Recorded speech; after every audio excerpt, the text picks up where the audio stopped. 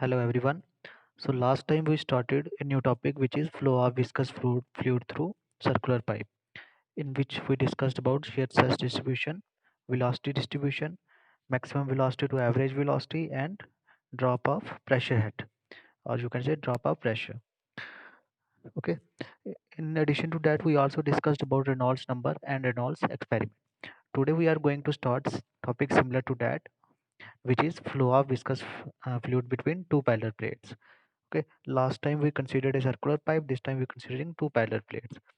So in this case, first of all, let us consider two parallel plates here. There are two parallel plates and fluid is flowing through them, okay, in the direction left to right. Let us consider that the velocity of that is the density of fluid is rho, okay, which is flowing through between these parallel plates. Now let us consider a element whose length is del x and thickness is del y. Okay, this element is at a distance of y from the lower plate. Okay, y distance from the lower plate. Now width of the element is perpendicular to the plane. Okay, suppose you are seeing here, this is the element, perpendicular to this is the width, and we consider this width as unity. Okay, let us consider this width as unity, which is 1. Now as you know, as the fluid is flowing, pressure will act on this fluid element. Okay, one pressure will act here. Okay, because pressure always acts normal to the surface, and one pressure here, and there is, in addition to that, there is some viscous force also. So viscous force here and viscous force here, because as we move upwards, the value of viscous force, what happens to viscous force? Increases, sorry, decreases. Why? As you know, the viscosity is here is negligible, but as we move upwards, okay, it starts to go on increasing, and then here, at the top of this parallel plate, here the viscosity is again negligible. Okay, so that's why here will be different value of viscous force, and there will be different value of viscous force. So now let us consider, as you know, last time what we will do, we consider in this case that the flow is steady. Flow is steady means there is no acceleration. No acceleration means, what is steady flow? That what is steady flow? The flow in which velocity doesn't vary with respect to time. Okay, so in this case we consider steady flow. The steady flow means acceleration here is zero. So according to Newton's law, force is equal to mass into acceleration. Okay, so acceleration here is zero, means summation of forces here equal to zero. Okay, first of all we calculate the forces here. First, the force act on AB is P into area, pressure into area. Area is what? Del y into width. Unit width is 1. Okay, now similarly in this case pressure will be P plus del P by del x into area, which is del y into 1. Where we obtain this term? It is by Taylor's expansion. Okay, I already shown you how we can derive this in first unit. Similarly, there is some viscous force. Viscous force is equal to what? Shear stress into area. Okay, shear stress is here is tau, and area is del x into 1. Okay, 1 here is unit width. Similarly, in this direction, what is the viscous force here? Viscous force is similarly like this in Taylor's expansion. Similarly, we expand this and we will obtain tau plus del tau by del y into del y into del x into 1. Okay, so here we find out the various forces which is acting on this element. Okay, because the viscous force always acts on the opposite side to that, because it offers resistance to the flow. That's why when we considering the summation of forces, the symbols will be negative. So let's start. Now as you see, acceleration is 0, so summation of forces is equal to 0. So start putting the values of forces. First of all, force on act AB. This is force, pressure force on CD. This is on AB. Okay, this is viscous force, or you can say shear force on downside, which is tau into del x, and this is on upward side. Okay, Both these are viscous fluids. We are taking the negative signs here because it is acting opposite to the direction of flow. Okay. After solving this, we finally obtain the value minus del p by del x into del x del y plus del tau y del y by del x. Now divide this whole term by del x by del y. Okay. After dividing this whole term, we finally obtain what? We obtain this one, del p by del x equal to del t by del y. Okay, mark this equation as 1. Now first of all, we will calculate velocity distribution. Okay, as you know that Newton's law of viscosity is equal to what? Newton's law of viscosity, tau is equal to mu du by dy. Okay, this is Newton's law of viscosity. Now, okay, the equation we obtained from above, see here, del p by del x equal to del tau y. Put this tau value, okay, the tau value of Newton's law of viscosity from Newton's law of viscosity, that is mu du by dy. Put this value here. Okay, if you put this value here, you will obtain this. Okay, from, if you differentiate this, you will get u mu del square u upon del y square. Further, after solving, take this term on other side and you will obtain this equation. Okay, now you have to find velocity distribution. Okay, for velocity distribution, you have to know the value of u is what? Velocity. So how we can obtain now velocity? By integrating it. If we integrate it, this will becomes curly u by curly y. If we further again integrate it, it will become u. Okay, so integrate this term. After integrating, what we will get?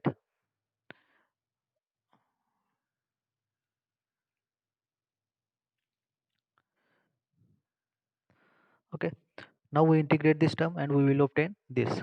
This is c1 with constant of integration, and after again integrating, we will get this equation, 1 upon mu del p by del x y square upon 2 plus c1y plus c2. C2 is again constant of integration. Now we have to find the values of c1 and c2.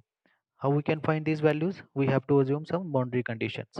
Okay, what are these boundary conditions? See here, the plate is here. First of all, first boundary condition is when y is equal to 0. Y, I told you, is what? It is the distance from the lower plate to the element. It is distance y. That first boundary condition is when y is equal to 0 and velocity here will be 0, because I told you that here the viscosity will be almost 0. So here, sorry, uh, not viscosity here. It is, sorry, again I will show you that this is the distance of y. Okay, and this here, the velocity will be 0 and viscosity will be high. Okay, viscosity will be high here and velocity will be 0. So at y is equal to 0, velocity will be 0. And similarly, second boundary condition is when y is equal to t. T is the distance between these two parallel plates.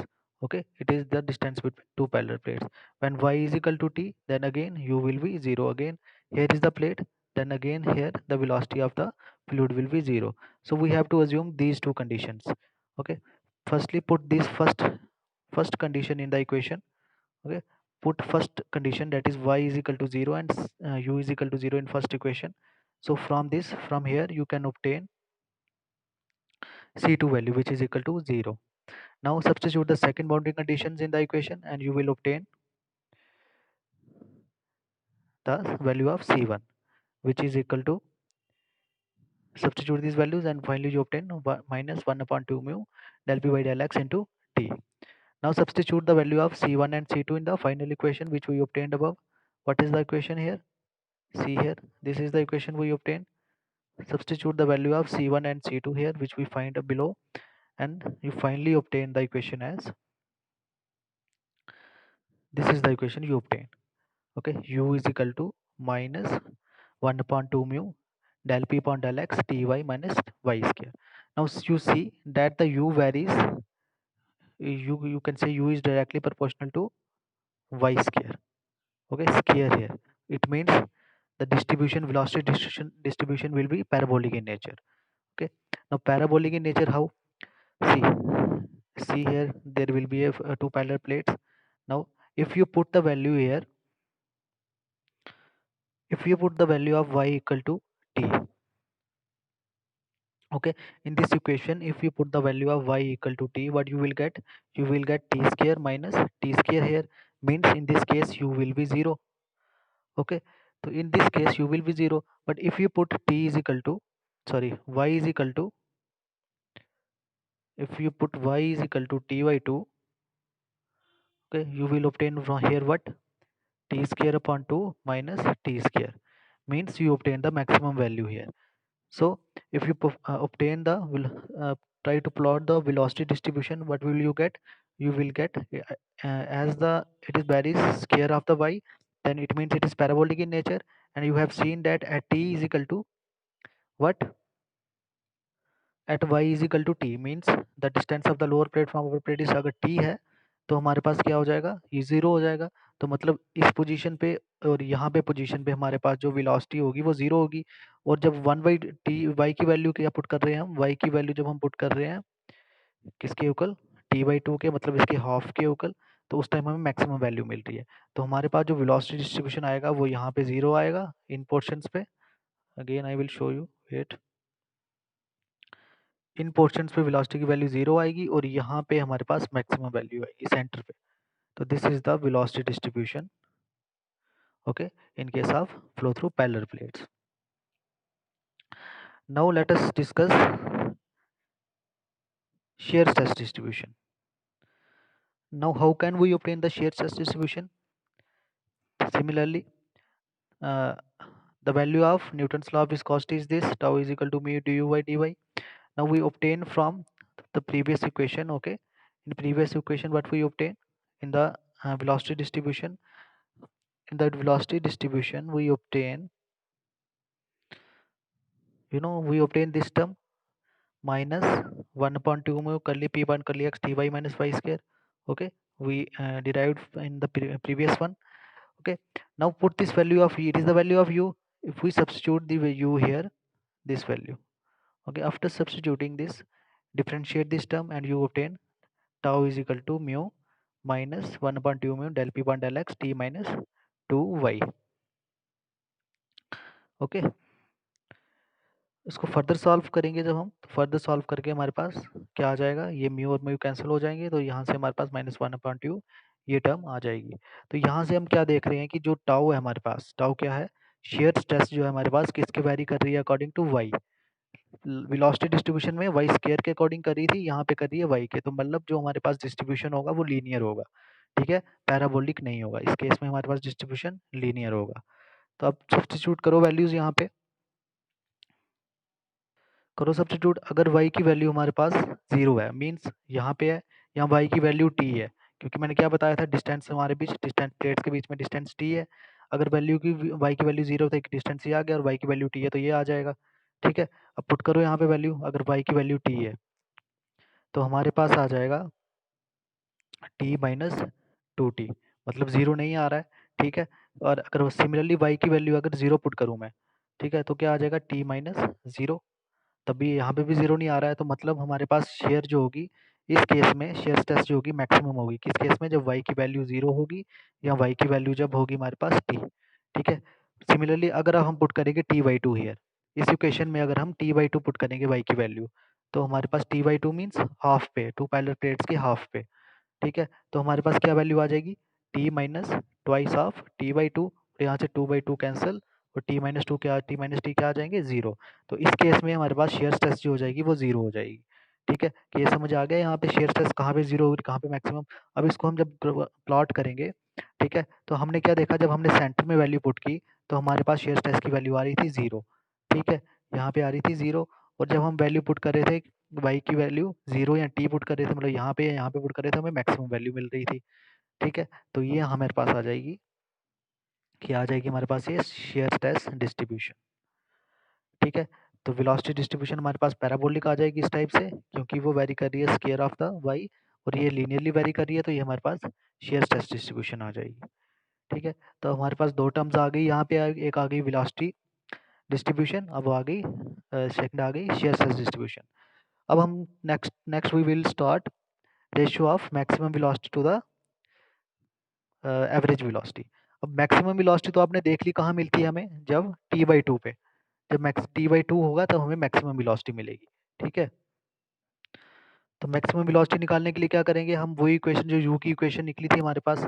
ठीक है, तो हमारे पास u की equation निकली थी, उसमें क्या put कर देंगे, y की वैल्यू t/2 पुट कर देंगे।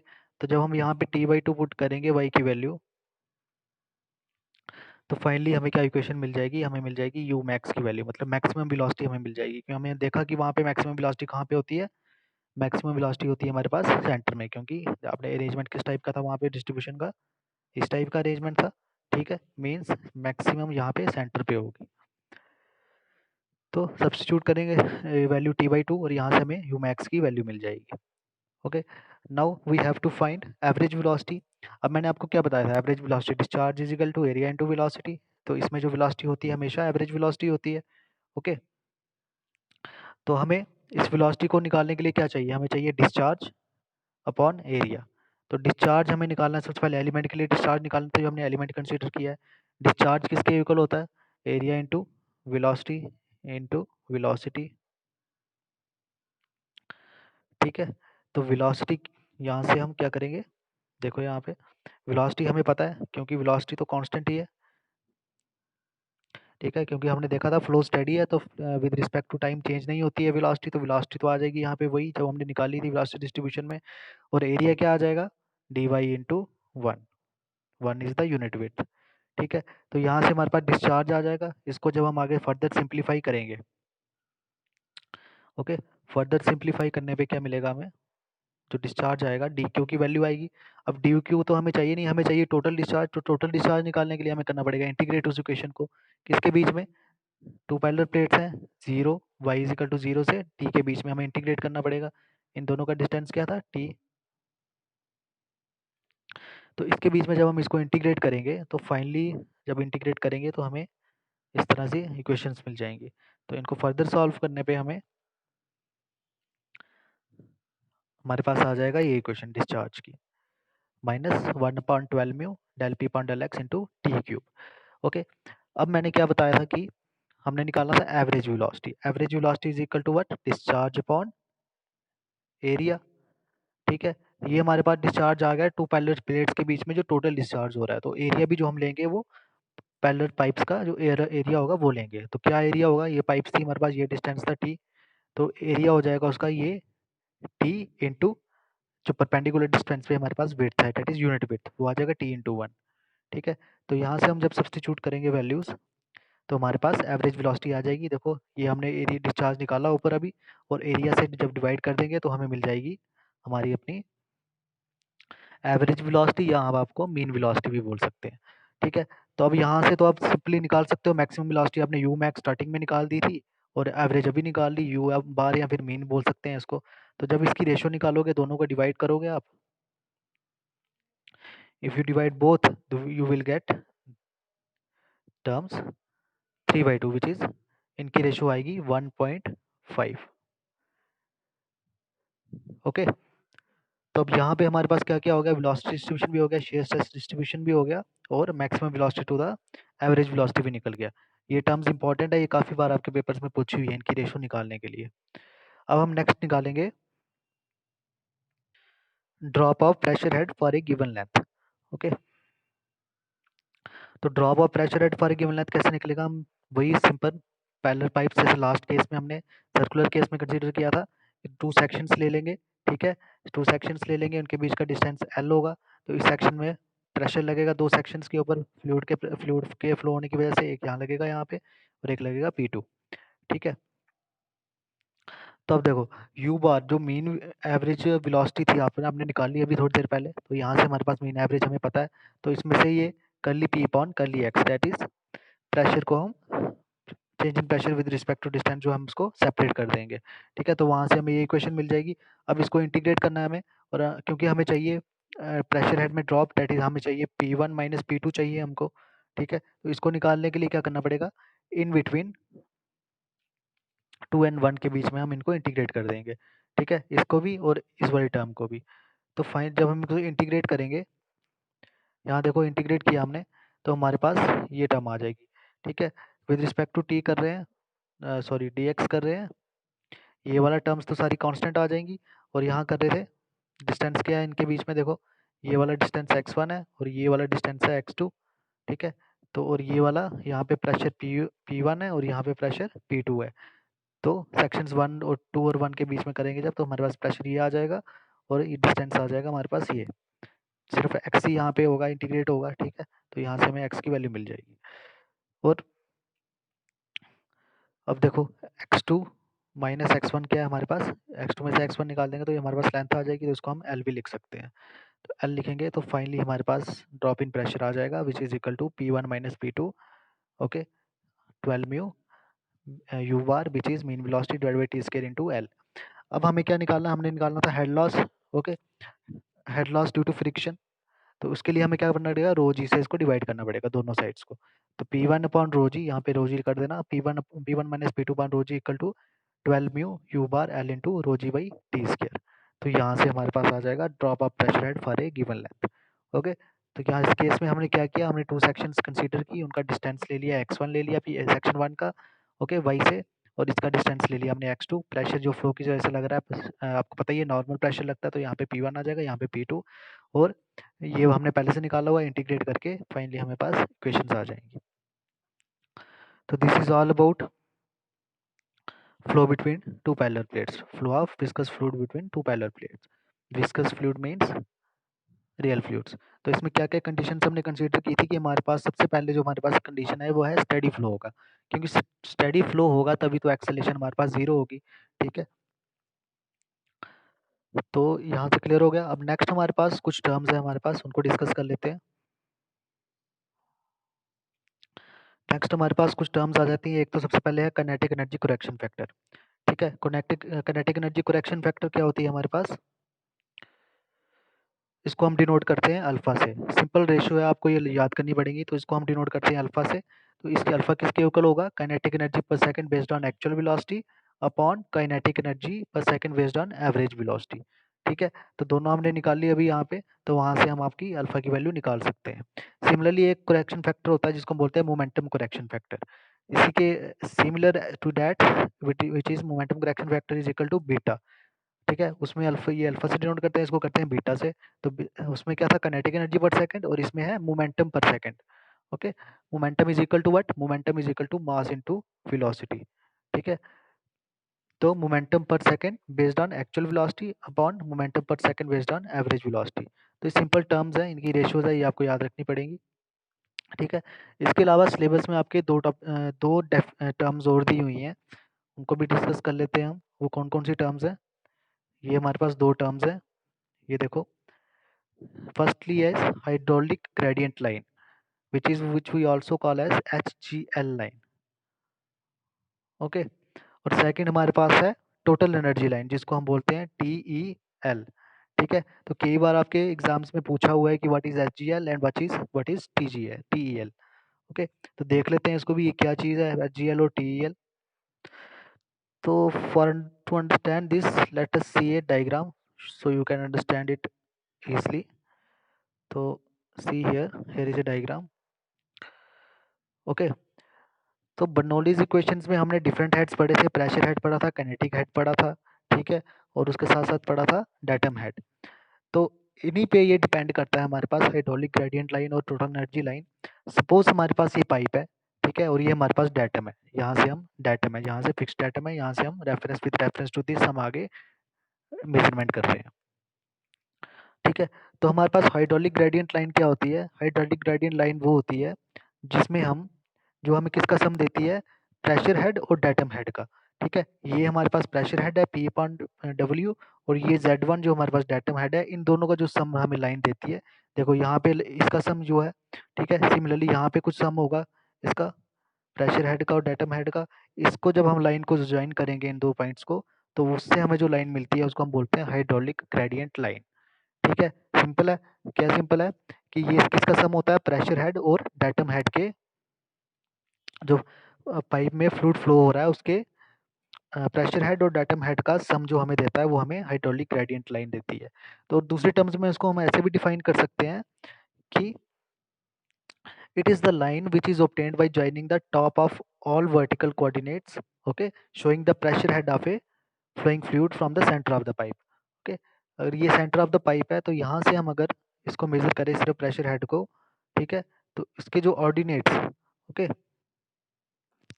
प्रेशर हेड जो हमारे पास है उसके जितने भी ऑर्डिनेट्स होंगे, जैसे मान लो मैंने यहाँ पे 2 प्रेशर हेड्स कंसीडर किए हैं, एक यहाँ पे और एक यहाँ पे, ठीक है, तो इनके ऑर्डिनेट्स को जब हम ज्वाइन करेंगे और उसका जब सेंटर से हम ये लेंगे, ठीक है,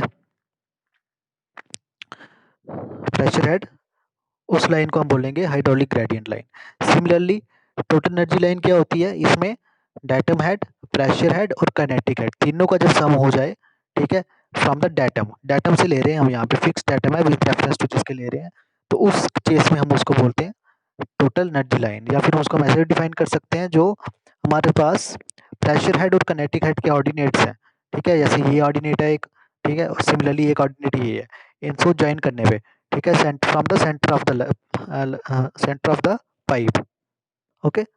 So how can you define this? It is also defined as the line which is obtained by joining the top of all vertical ordinates, which is this top of all vertical ordinates, showing the sum of pressure head and kinetic head. This is pressure head and this is kinetic head from the center of the pipe, okay, from the center of the pipe।